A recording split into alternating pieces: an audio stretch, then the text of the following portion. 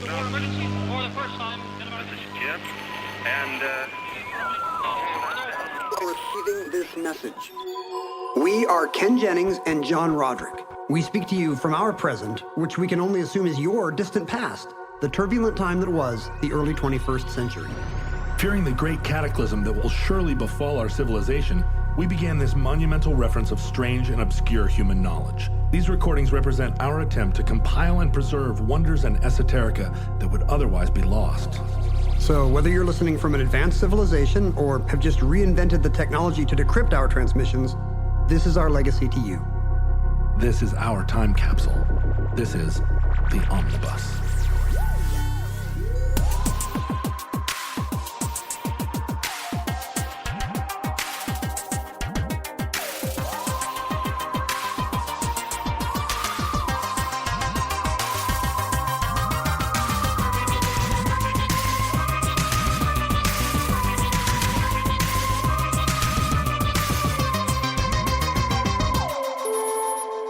You have accessed entry 1024.GN2917, certificate number 24193. The Rachel. I mean, maybe you were on the right track with that whole, spontaneous thing. I mean, women really like that. Really?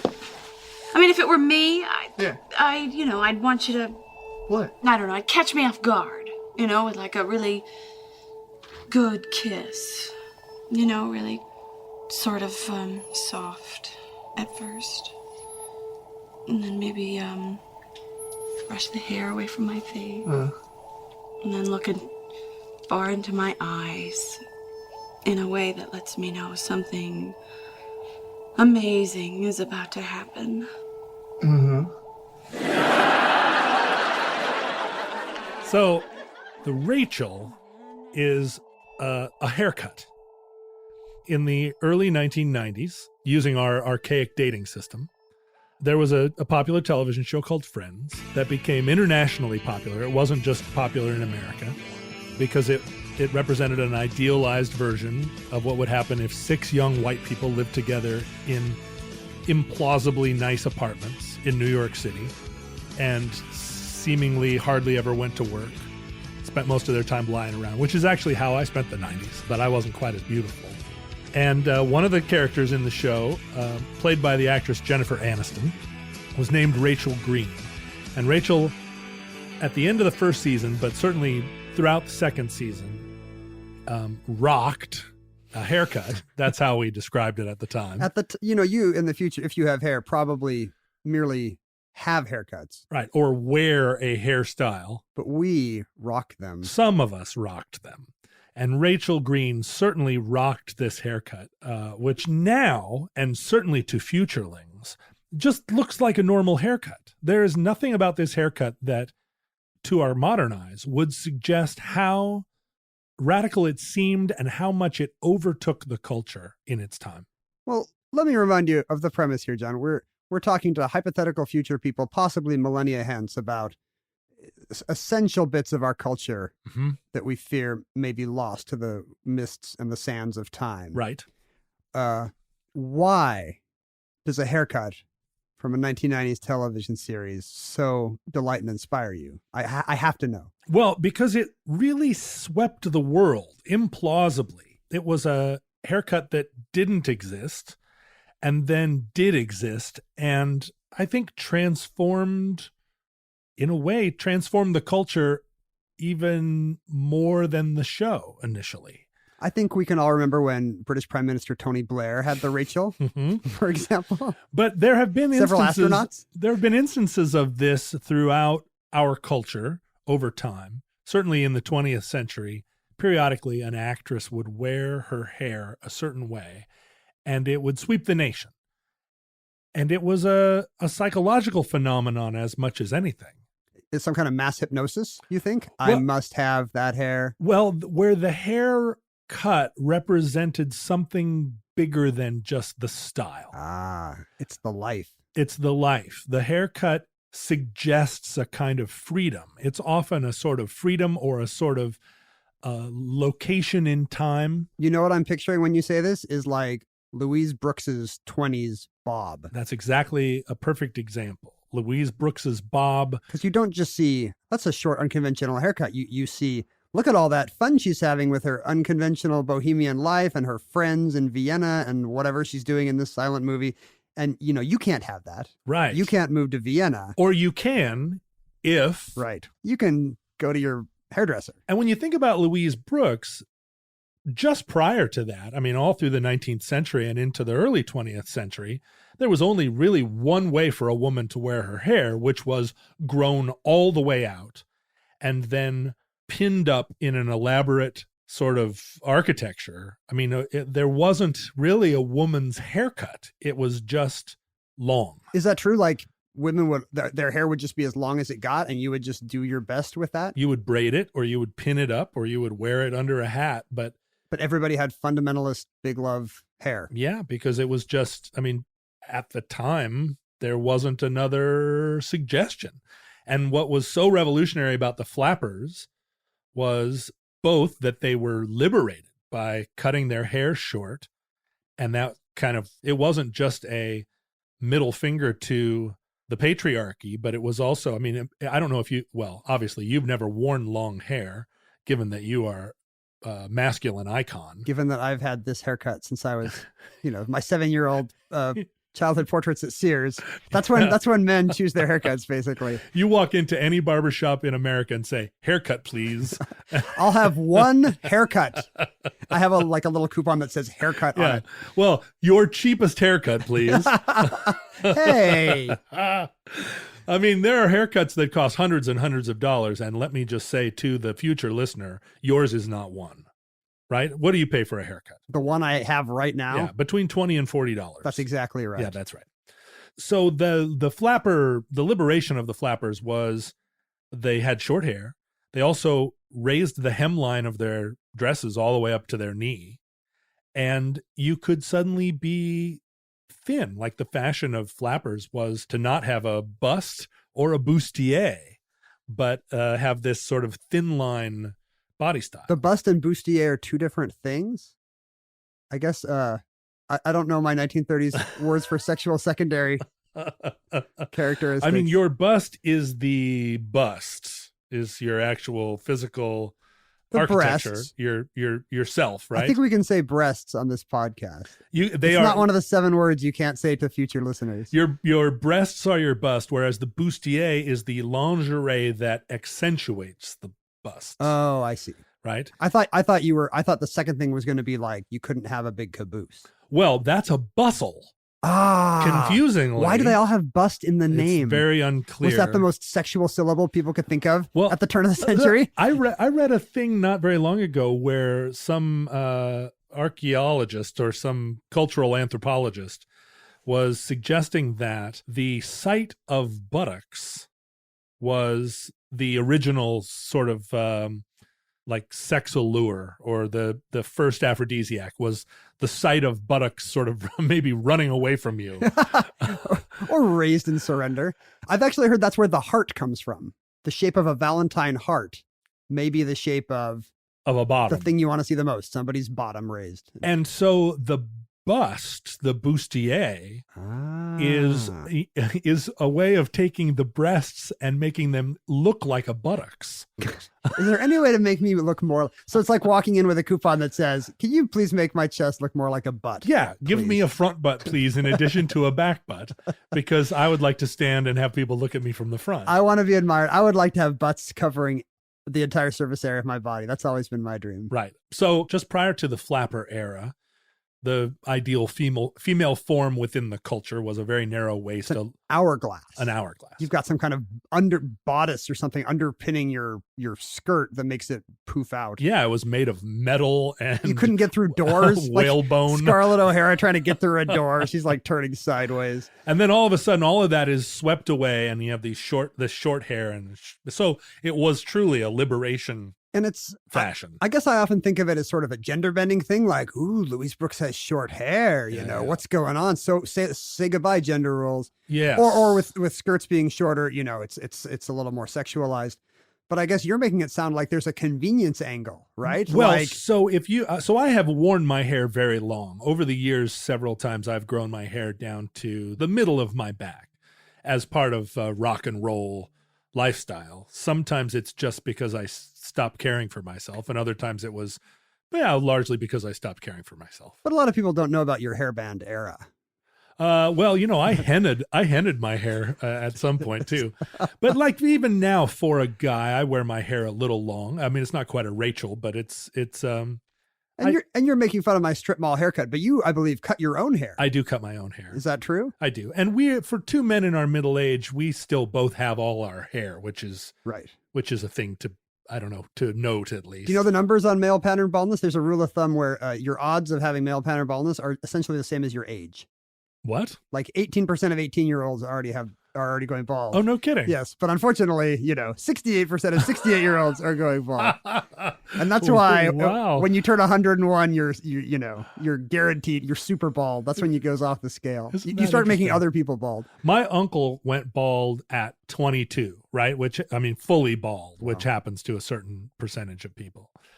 But you and I don't even really have thinning hair. We're still both pretty hirsute. I'm getting to the point where, like in summer, I can get a sunburn in a place I did not used to get a sunburn on top, which is maybe the first sign. But I feel like we're doing Jennifer Aniston a disservice by talking about our own unfashionable hair. Well, so if you have long hair, and particularly if you have thick hair, that hair weighs a lot. And your head and neck are strong, but you're adding, in some cases, 5 extra pounds of hair.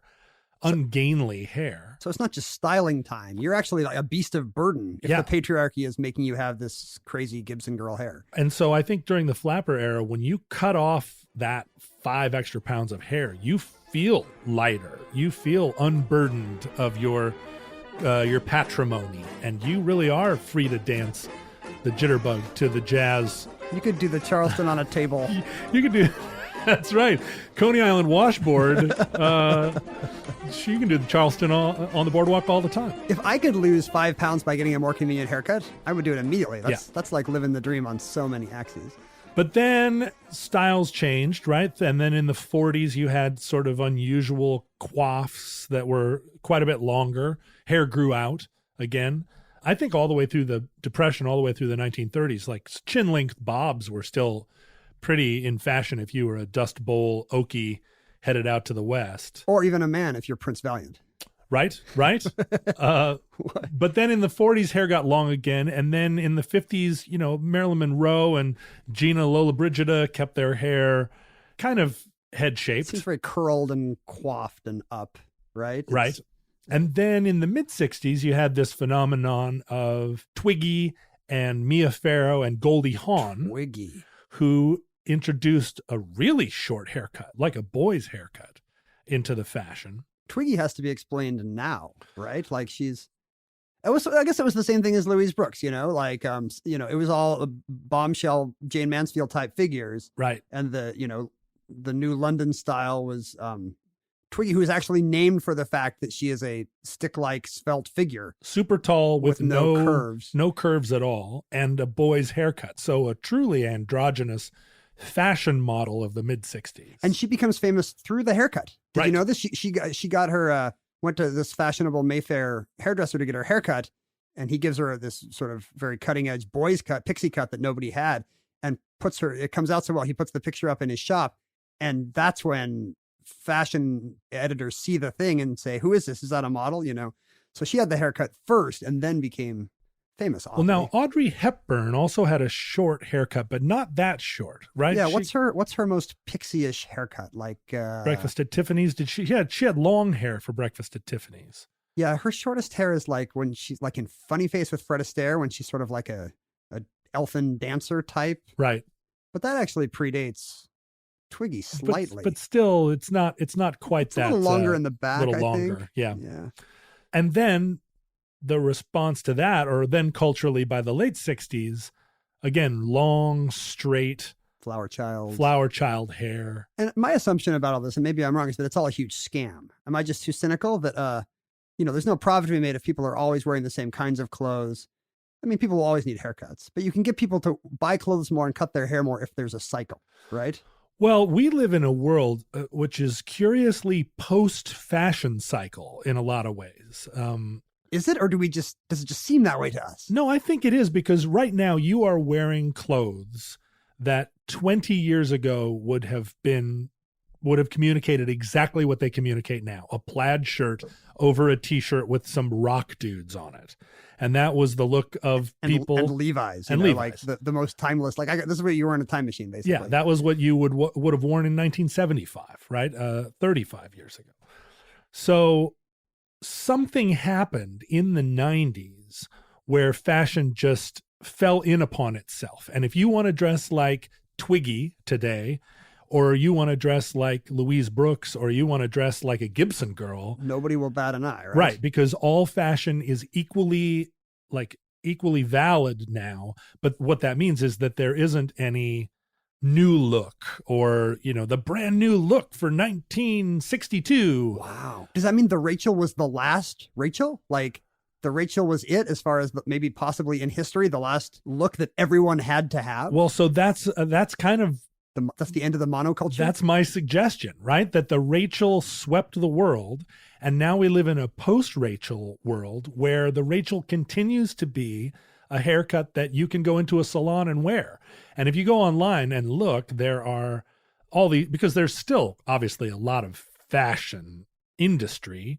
There are a lot of fashion blogs, but you can find multiple instances over the last 20 years where someone would write a magazine article saying, the Rachel is back. And it basically happens every 3 years. The Rachel is back. And for a certain sort of shape of face, the Rachel never went out of style. You can still, it's sort of, we think of it now as maybe a suburban mom haircut, but I think it was potentially the last monoculture haircut. My theory is we tried everything.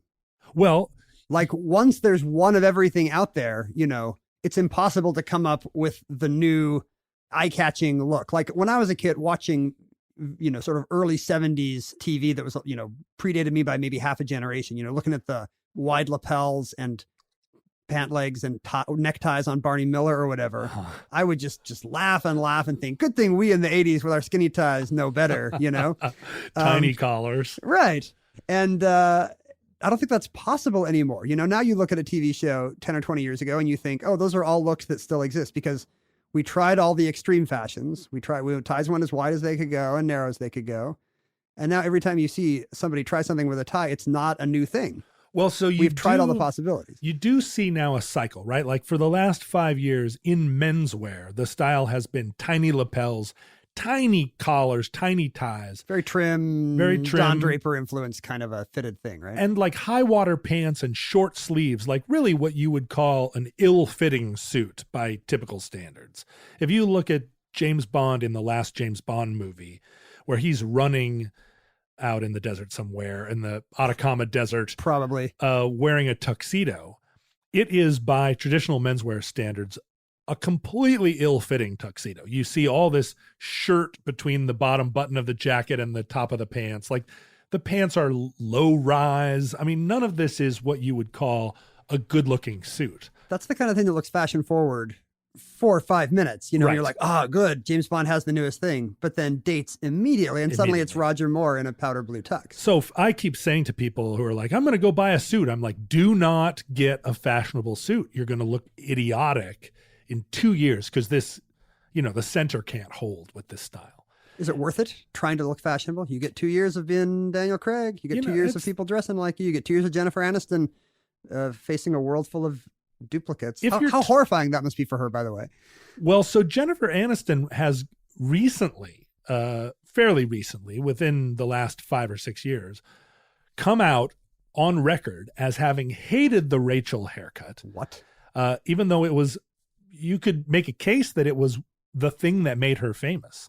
She was the standout star of Friends, which was an ensemble show where each one of the 6 cast members got equal screen time. And she was not the famous one at the time. At the time, the famous one was Courtney Cox. People had seen Courtney Cox in the Bruce Springsteen Dancing in the Dark video. That's right, which I always thought was a video that was a legitimate live video where he pulled a legitimately cute girl out of the audience to dance with. I will pick America's Next Sitcom Sweetheart, for I am the boss. But in fact, she was somebody's niece, some like executive producer's niece.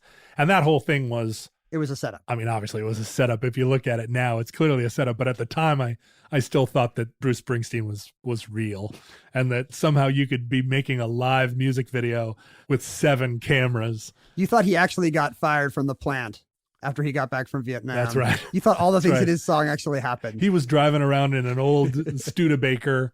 I can't believe they shut down the cannery. Bruce thinks to himself as he heads out on stage. So she resented the haircut, and probably that's understandable, right? Like just in the way that Kurt Cobain resented the fact that he became a star, even though, of course, that's all he wanted before he became a star. I'm glad Jennifer Aniston shouldered through.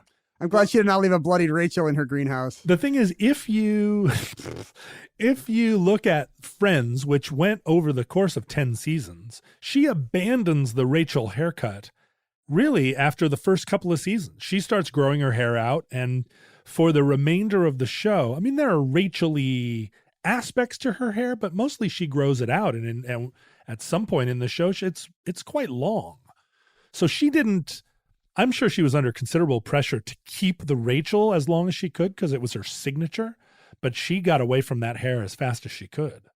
How terrible. Like, imagine a network sending you notes about how they, Yeah. they've done the math and Your hair seems a little long, Jennifer.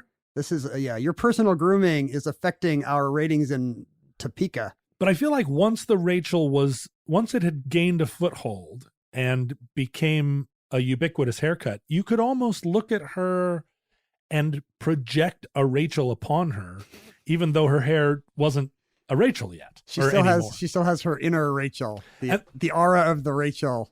And the story was that her hairdresser was stoned that day and feeling kind of his stony oats and was like, let's do something new.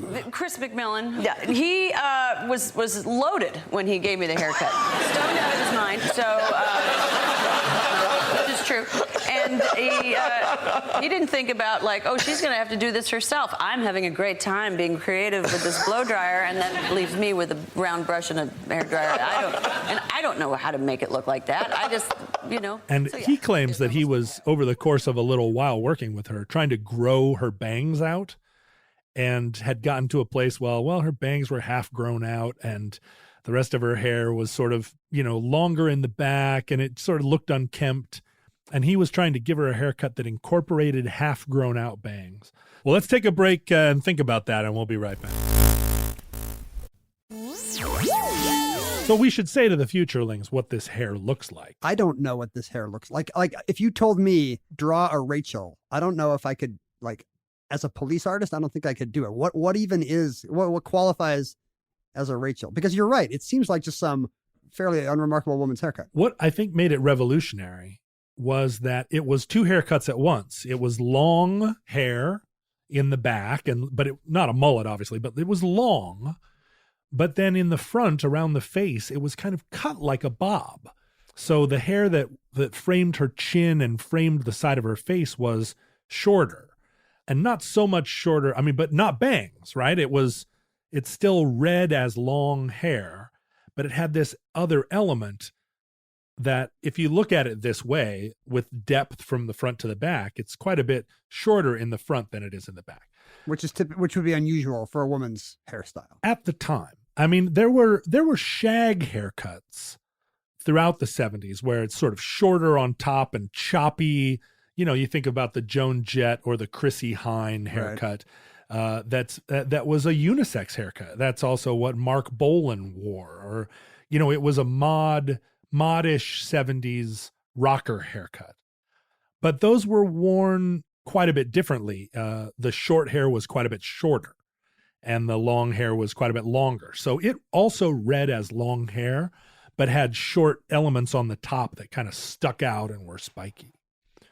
And then Farrah Fawcett had a very similarly influential haircut in the late 70s, which we ended up calling feathered hair. Right. Which was also sort of shorter in the front and on the sides than in the back, but it was very meticulously brushed back in a kind of way that looked like the feathers of a bird. And that was not a thing, feathered hair. No, and it was radical in 77, 8, 2009, such that it swept the nation. People would ask for the Farrah. Yeah. Hey, And she was famous for her hair. and it's funny that the Rachel is the name of the character. Right. The Farrah is the name of the actress. It's not the whatever her Charlie's Angels name was. Right, which I can't remember at the moment. I can't either. The future generations could have known the name of one of the angels. When you go back, futurelings, and find Charlie's Angels reruns, you will understand how revolutionary this hair was. Because all three of those actresses had distinctive haircuts that were sort of defined their character. Right. The kind of tomboyish, smart one had... Sabrina? Is that right? No, Kate Jackson wasn't Kate Jackson Sabrina? Sabrina was the teenage ghost. Okay. That's wrong on so many levels. No, I don't remember what their names were, but no, Kate and... No, her actress is Kate Jackson. What? Now, wasn't that Janet Jackson? Almost positive. Boo. Although Janet Jackson did popularize the braid she wore in the movie Poetic Justice. But that was a lot later. Mm-hmm. We should just mention one not white hairstyle for crying out loud. Well, there are plenty of those, but also there are plenty of examples of Halle Berry and black actresses of the 90s and 2000s wearing the Rachel. Oh, really? If you go and look at people, I mean, basically the Rachel disseminated throughout the culture so that every actress, every Hollywood actress, regardless of race, has a period in their career where they were wearing a version of the Rachel. Isn't America great that regardless of race, color, or creed, we can all wear the same white suburban hairstyle? Yeah, pretty soccer mom haircut. Pretty extraordinary. What a country. I remember in the 1980s trying to feather my hair. Because men did it too. They We wanted feathered. the Leif Garrett kind of. Leif Garrett feather. And my hair really resisted feathering because it wanted to be a helmet.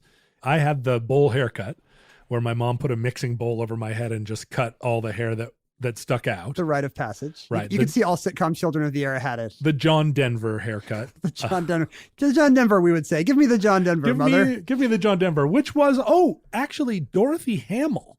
Right, had for a women. very famous haircut. She was an Olympic figure skater and had this flouncy undercurled bob. And she would twirl on her skates and it would go whoop, it would like a carnival ride. It would floop out. And that went around the country. Everybody wanted a Dorothy Hamill haircut. Which might be the only one from the world of sports. I can't think of sports ever giving us another maybe fashion trend of any kind. Well, I mean let's Jordans see. and stuff, but I mean hair? Would Clothing? you say that John McEnroe hair ever? I thought you were going to say John Madden. No, John I don't Madden's think we hair. all have John Madden hair. Actually, maybe that's a very white perspective. Maybe that's not true at all. And maybe people do want whatever the sports hero has. Maybe that's what they take to the barbershop. It will be interesting to, I'm not sure about that, whether, where the style of kind of cutting the stripe into your Into hair, the buzz cut kind of whether that came from sport or not. I'm not sure. I mean, it seems like short hair is just how sports figures wear their hair. It stays out of your eyes. And although maybe Julius Erving introduced It's true. Maybe more people had afros because of the ABA. But I think that happened. I think that was culturally, that came from the 60s. Right. Anyway, so there are plenty of instances, right, where a hairstyle sweeps the nation.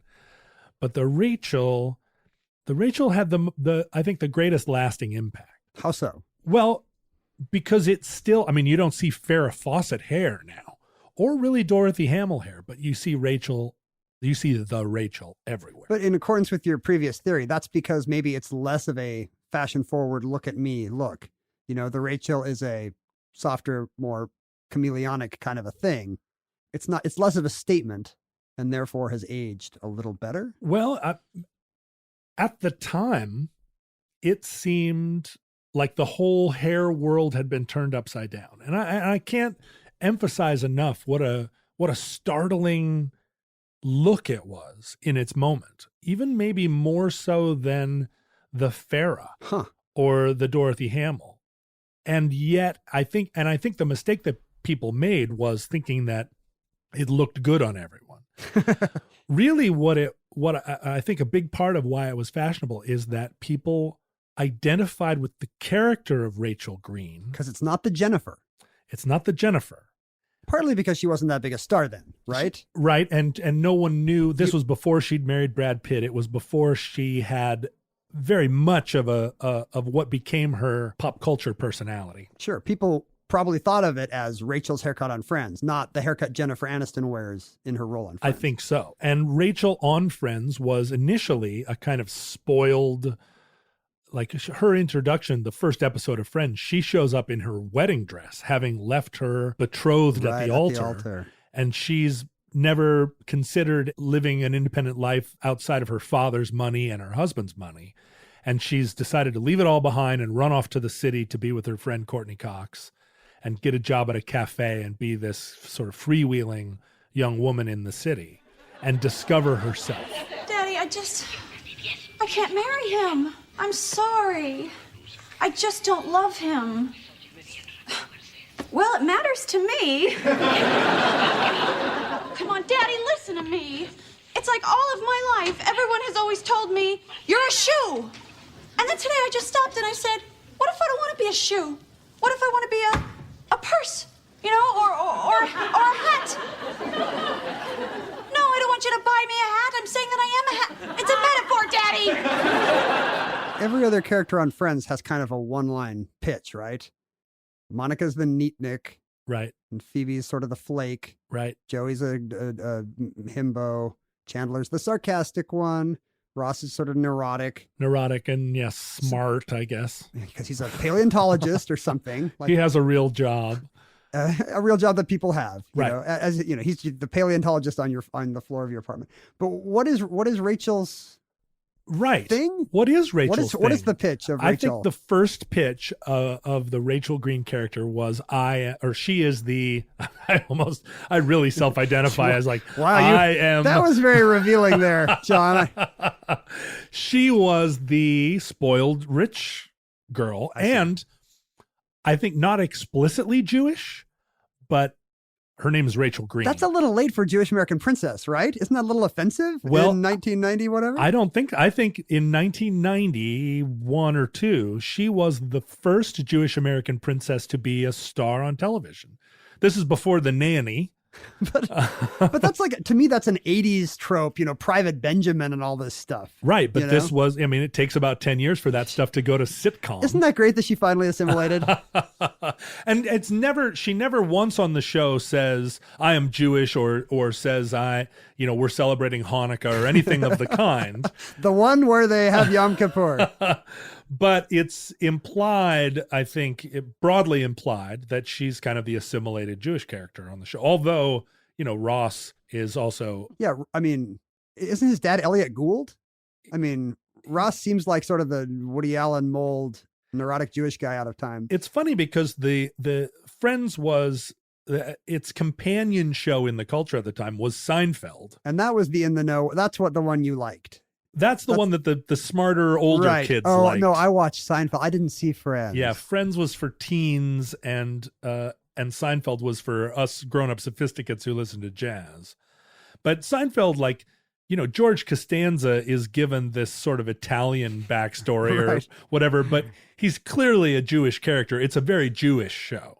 Sure. And that's often called the genius of Seinfeld, that they dressed Jewish comedy up in waspy names and never referred to it. And so they kept the sensibility without scaring anyone off. Yeah, right. I mean, Kramer, they just sort of gave him this, the name of some goofy guy that was doing tours of lower Manhattan.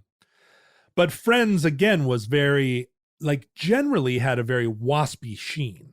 Absolutely. But so Rachel was the fun one, the cute one, and I think that's a big part of why she was so widely identified with. Well, she kind of becomes the every woman, right? Not having a one sentence pitch makes her, that's what you would be if you were hanging out with them. You'd be Rachel. Sure, you could go in and put yourself in those shoes. Right. Whereas, for instance, people would say to me, "Oh, you're the Chandler." I got that too, and I hate it. That you were Chandler. I mean, we're clearly neither Ross or Joey. Right. Are those your only three choices as a man in the 1990s? I guess so. We're not bohunks. You're either dumb, nervous, or Chandler. Or shitty. Yeah. Or mean to your friends. And within the I guess what we would call the Sex in the City-fication of which girl are you? Right. Which probably does not predate Sex in the City, actually. I mean, I can't think of another show. Well, it's Charlie's Angels. Like, which one of the angels are you? Maybe I'm a little too young, but I don't remember those conversations. Yeah, because there was Weren't those just hair color? The smart business-like one. Pharaoh was the glamorous and a little bit sort of maybe the ditzy one. And then there was the middle one. Was somewhat in between. Jacqueline Smith, who I don't remember, or Cheryl Ladd, I guess. No, Cheryl Ladd replaced Farrah Fawcett. Yeah, right.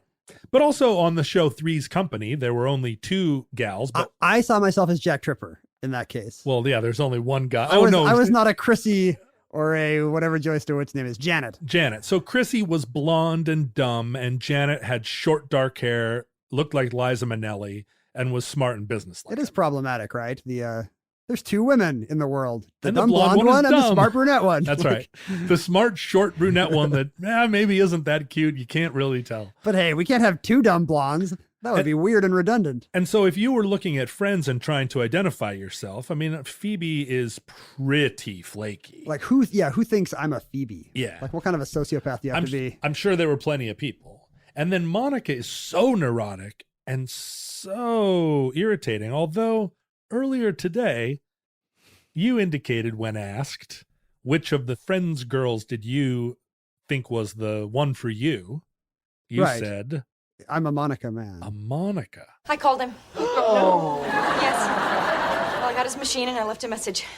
But it's okay. It's okay because, it was like a casual, breezy message. It was breezy. Oh, God, what if it wasn't breezy? Well, how could it not be breezy? No, because you're in such a breezy place. Here, I got it. I will play my message for you guys, and you can tell me if it's breezy enough. But, Monica, how are you going to do that? I know the code to his answering machine. And I guess what I mean is I'm a Courtney Cox person. Courtney Cox is closer to a physical ideal for me. But I'm not put off by Monica wanting to keep her apartment neat. For crying out loud, John, clean up your apartment. But there's a sense that Courtney Cox was really playing herself in that show and that she personally is annoying. Oh, do you think? I don't know if I have any sense of what it would be like to hang out with Courtney Cox. You think she'd always be straightening the magazines on the coffee table? Yeah, maybe a little bit controlling, a little bit nitpicky. I'm okay with that. Plan the date, Courtney. Yeah, see, I'm not that way. Like that's how it worked out with David Arquette. He sort of seems like sort of schlubby slacker type. Yeah, and he needed somebody to whip him into shape. Needs somebody to tell him to pay his bills and open his mail. It doesn't seem fair that she had to hyphenate though. He should have been David Arquette Cox. Oh, I think Arquette Cox. Cox Arquette Arquette. Cox. I guess that resonates. So I recently read that comedian Jay Moore, Jay Moore from Saturday Night Live and Jerry Maguire. Oh, yeah. He married a sitcom actress named Nikki Cox and decided to take her name in sort of modern egalitarian fashion. Right. And he decided to become J. Cox Moore. He's a comedian who did not choose the funnier order of J. Moore Cox.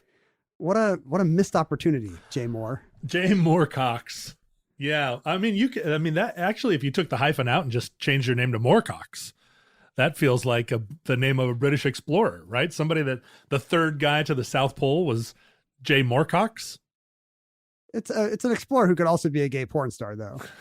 For True. sure. It would be easy to turn his exploration adventures into a porn film. Right. The porn version of that is very easy to imagine. I feel like Cox Arquette sounds like a neurological disorder. Like, Yeah. I have Cox Arquette syndrome. Oh, I'm so sorry. Cox Arquette. Only one in 600,000 people gets Cox Arquette. Yeah, they're never going to make a medication for it because it just isn't cost effective. Maybe if some quarterback's son gets Cox Arquette, then we'll finally get a cure.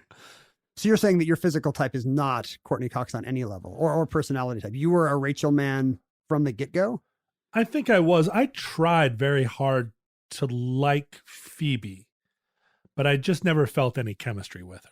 I'm sure she would say the same. I'm not sure. There are a lot of people that feel chemistry with me that Unbeknownst to you, isn't reciprocated. You never know. Now, what's interesting about Friends and the Rachel is that they were almost more, I think maybe truly were more popular in the United Kingdom than in America.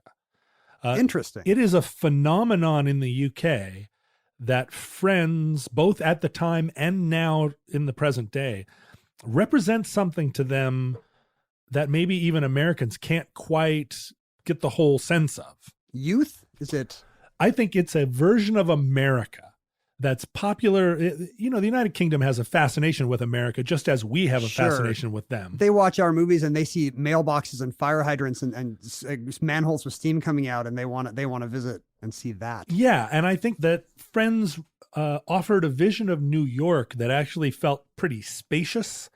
There was lots of elbow room, and you could kind of go outside. The few times they went outside, it seemed like there was lots of room on the sidewalks. And they had these big apartments, but also there's a British idea of Americans that we are friendly, outgoing, open to a fault. Yeah, and the characters, the cast of Friends are all talking about their feelings. They're very generous to one another emotionally, supportive. And I think within the UK that feels exotic. You've got a support group, people in and out of each other's homes in their 20s and like a family. Yeah. But no one's really related except for Monica and Ross. It does seem like Europeans in general have terrible taste in American television. Have you ever had the experiences of, turning on a TV in Europe and seeing that like Baywatch is on in prime time? It's huge over or there. When I lived in Europe in the early 90s, Knight Rider, which had been off the air here for 5 years or something, was still on in prime time. Yeah. And I was just the mystified. Dukes of Hazzard. Exactly. I was just mystified at what made this kind of children's entertainment, this perpetual adolescent kind of stuff, translate. Was it language? It's, I think, really that those things capture an idea of America that's very appealing. If you look at magazine advertisements for cigarettes in Europe, often for American cigarettes, Marlboro, for instance, are often just an entire 2-page spread of a picture of West Texas with nothing there. Just completely wide open space that it's not even the beautiful West. It's not mesas. That's when you take a nap on a road trip. It's Nevada. It's just the worst part of the United States where you can see to the horizon and there's not even a cinder block gas station. But those wide open spaces do not exist in Europe except maybe the Banat, but even that has little villages speckled throughout, or trees at the very least, periodically. Sure. They don't have wasteland. And this is just wasteland, and that is romantic to someone from the UK. That's just a sure sign that the grass is always greener. You know, nothing about us craves wasteland, but I guess if you don't have it, and America, the center of the world, does, it seems exotic. I mean, the first time you really experience wasteland, it is pretty profound. I remember on tour, the first time we went to that part of the country, when you leave New Mexico and head into Texas, you get into this place where there's nothing there except speed limit signs, right? There's zero. The only thing they do is the Texas state cops or the local cops go out and put a speed limit sign that's like 50 miles an hour, and you don't see it until you're going 90 by design. You hit this thing and then they're like boop and give you some big ticket. I mean, it's the biggest scam in the world. But we actually pulled over in the van and got out just to experience the wind and the lack of, I mean, it's pretty profound experience, just the lack of any kind of thing to put your hand on except for like a rock with a lizard on it. My people on my father's side come from Muleshoe, Texas, in the Panhandle. That's not the Panhandle, actually. It's in the north part where Lubbock is. That's not the Panhandle, huh? The Panhandle's west. Well, no, the Panhandle... Is the Panhandle the rectangle part? The Panhandle of Oklahoma is to the west. It's near the Oklahoma Panhandle. Yeah, but the Panhandle of Texas would be the top part. Oh, you think it's the square thing that goes north? Yeah, if you're going to hold Texas by a handle. I think I would hold it by the thing sticking into New Mexico. Well, the thing sticking into New Mexico is that's its nose, right? It's its pan nose, the famous pan nose of Texas. I guess I never thought about where I would hold Texas. If you're going to hold Oklahoma, you hold it clearly by the handle, but I always thought that Texas also was held by the square part. So I have that kind of bleak one windmill plains in my blood, but I've never been to the place where my great grandfather owned the Muleshoe General Store. Oh, you should go. I need to recover my Panhandle heritage. You know, they talk about Big Sky, Montana, but when you get to Montana, the sky really is bigger. What do you think it is? It's just that there's nothing on the horizon. There's nothing to interfere with it, right? You don't see anything but sky. It's 60% of what you have to work with rather than 40%. I like sky. I'm not against it, but I feel like I know what it gives me. I'm never walking around thinking, I wish I could see more of the sky. Well, they have really tall clouds too, so you get a sense of how tall the sky is. Do like a really tall cumulonimbus kind of a cloud. Right, That's I a do good too. day. Those big Maxfield Parish clouds. Yeah, we don't see those here where we live because they're obscured by By the low gray mist. clouds. Do you think that Friends would translate to different languages? Like, do the French or the Central Europeans like Friends? I think so. I think it would. It's not like I mean, that's the thing about Seinfeld. There's a lot of colloquialism. Sure, comedy is impossible to translate and still get the laugh. But the thing about Friends is that the comedy is pretty broad, pretty bland. Like, Monica's nervous. Lol. It's not Monica's like using very much subtlety to communicate that. It's not very psychological. And the one character trait thing probably works for you. There's nothing particularly American about being a flake or about being sarcastic, I don't think. Well, and Ross at one point has a pet monkey. Like, that's pretty broad humor. We would not buy that in a sitcom, in any kind of comedy today. No, and the thing is, whoever had a pet monkey? No one in New York has a pet monkey. If you could, you would, right? I mean, if you could have a pet monkey, I mean, there wouldn't be so many goths walking around with ferrets. On that note, let's take a little moment. But I do feel like when I think of the Rachel, I think of it as now kind of a UK haircut. Oh, do you see it more there? Yeah, if you go to the United Kingdom, you'll see the Rachel, and it represents sort of a similar but slightly different thing there. But haven't they heard that it's, been 20 years and there are other haircuts now? Like, they must have seen the later seasons of Friends, if nothing else. They definitely, I think sophisticated people in the UK feel the same way that sophisticated people in America feel about Friends, which is that it's a show for teenagers or nostalgic Generation Xers. But there are a lot of those in the UK, and I think it represents an earlier time where there still were television programs that had no diversity at all. I mean, the only diversity on Friends is this one is more nervous than that one, but they're all white, early 20s, and presenting a kind of affluence, if in no other way than just that they have all this leisure. And it's unapologetic. It is. It was not an issue at the time. Did you notice that all 6 of them are white? Yeah, nobody ever. And of course, all 6 of them are white. Exactly. As it should be. No one ever reflected on their privilege. Nobody of any other race even stopped by. Until later in the show. Right. I mean, there was is there a Gabriel Union appearance? Maybe? Part of the problem here is that you and I really haven't watched Friends. We are just culturally aware of Friends. I'm so glad we're speaking to people in the future who have no idea what it even is, and not a vast audience who has tons of Friends knowledge and is aware of every time we make a Friends misstep. Right. Because they have every episode on DVD. The thing that's important about Friends is that it also was, the Rachel wasn't just the last haircut, but Friends was among the last sitcoms that truly captured a national zeitgeist. After Friends went off the air, Friends was the number one show for many years. After it went off the air, immediately the number one show was a reality show, where it was America's Top Model or America's Best Quiche, or it was probably Survivor or Millionaire, something like that. And since that time, the number one show has consistently been a reality-based program. There's never been another sitcom to get to the number one slot. Comedy is not a monoculture anymore. It's so niche. You want the comedy that appeals to you, and you were almost insulted by the idea that you might be watching something that 80 million people are laughing at. Right. And you have Sex in the City, which is a comedy sort of sitcom, but it was on premium TV.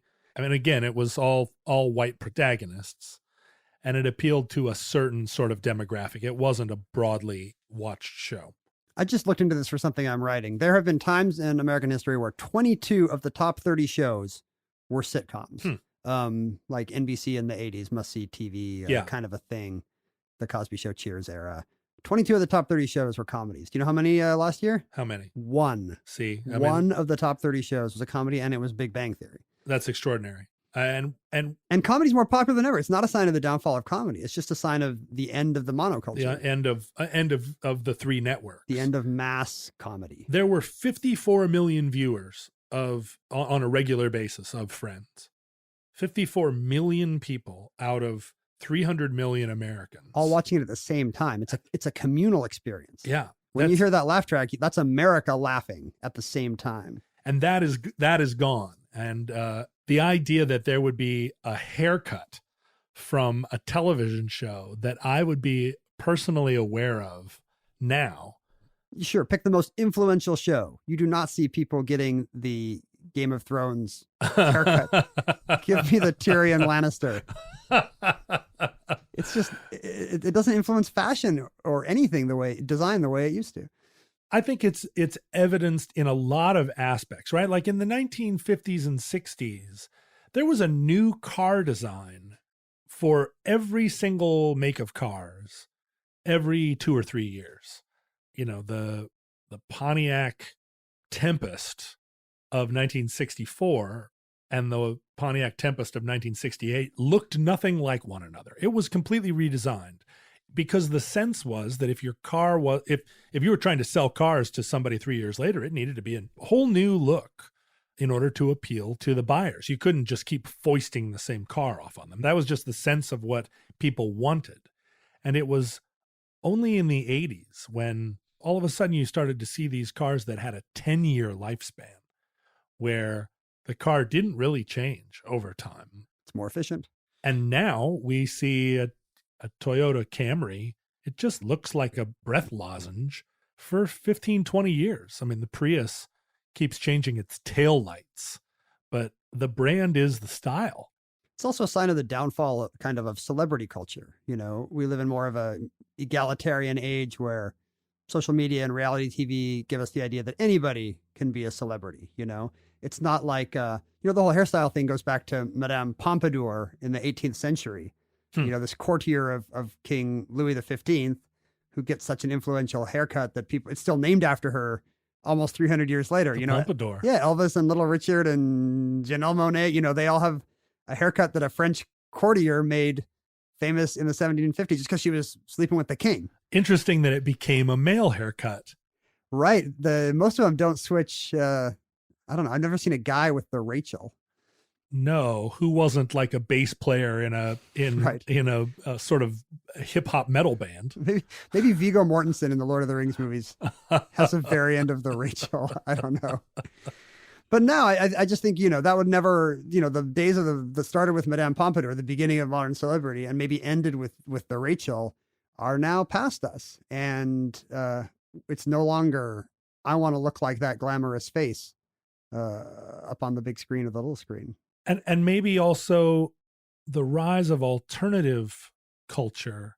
Sure. I want to fit in my niche. And you fit in within your niche. Like if you're a goth, you're going to wear goth clothes that were invented arguably goth culture was invented in the early 80s, but it was referencing things from the way beyond, Bela Lugosi. But if you dressed like Robert Smith in 1983, right now, you would be identifiable as a goth, and that's the uniform. In the 90s, nobody wanted the goth Rachel. Give me the goth Rachel. Give me the grunge Rachel, they'd say. I think so. Isn't that what Winona Ryder was wearing for a long time? The goth Rachel? I think there are plenty of examples of the Rachel being repurposed. There's the Meg Ryan Rachel. There's the Rachel that was worn by Winona or Tia Leone everyone's had it, right? So there's a Rachel for all seasons. And that concludes the Rachel. Entry number 1024.GN2917 in the omnibus. We do not believe that social media will exist in your era, listeners, but you should know that at one time in your distant past, our tweets were archived at Omnibus Project. I tweeted as @Ken Jennings. John was @John Roderick. He was also on Instagram under that same handle. People could even email us using what now seems to you, I'm sure, a very archaic form of electronic communication. Although maybe not. Maybe people are still emailing, or maybe giant futurelings are still emailing each other. Sent from my telepathic iPhone. Mm-hmm. Our address was theomnibuspodcast@gmail.com. We honestly have no way of knowing how long our civilization will survive. Perhaps you futurelings are just future iterations of ourselves. You may be wearing the Rachel even now, or you may be wearing the haircut which has come to be known as the Ken Jennings, which still costs $27. Inflation adjusted. We hope that this civilization-ending catastrophe may never come, but it may also come in our very near future. This could be my last haircut. If it done this, and I could stop cutting my hair as of tomorrow because I am immolated in a ball of fire. Because why? Why bother when the ball of fire is coming? If it comes soon, this recording, like everything we produce, may be our final word. But if, in fact, we survive, we hope to be back with you soon for another entry in the Omnibus.